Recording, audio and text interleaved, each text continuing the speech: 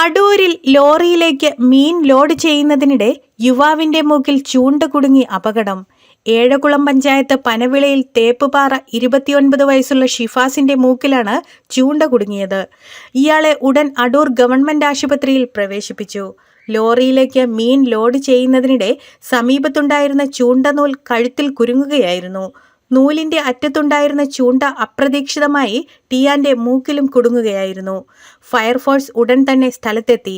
സേനാംഗങ്ങളായ Ajeesh Kumar, Arunjith, Santhosh George എന്നിവർ ആശുപത്രിയിലെത്തി കട്ടറിന്റെ സഹായത്താൽ ചൂണ്ട മുറിച്ചുമാറ്റി മൂക്കിൽ നിന്നും വേർപെടുത്തി ഇയാളെ അപകടാവസ്ഥയിൽ നിന്നും രക്ഷപ്പെടുത്തുകയായിരുന്നു.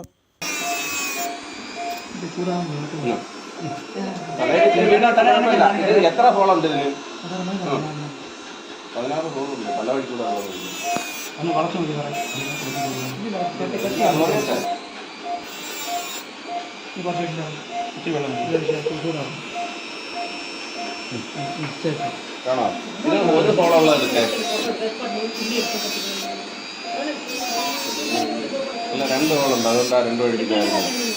ഇച്ചിരി വെള്ളം ഒഴിച്ചുകൂടാ മതി.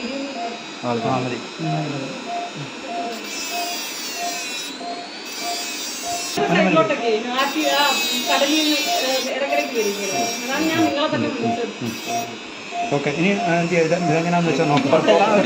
ഇച്ചിരി വെള്ളം ഇവിടെ കട്ടായി.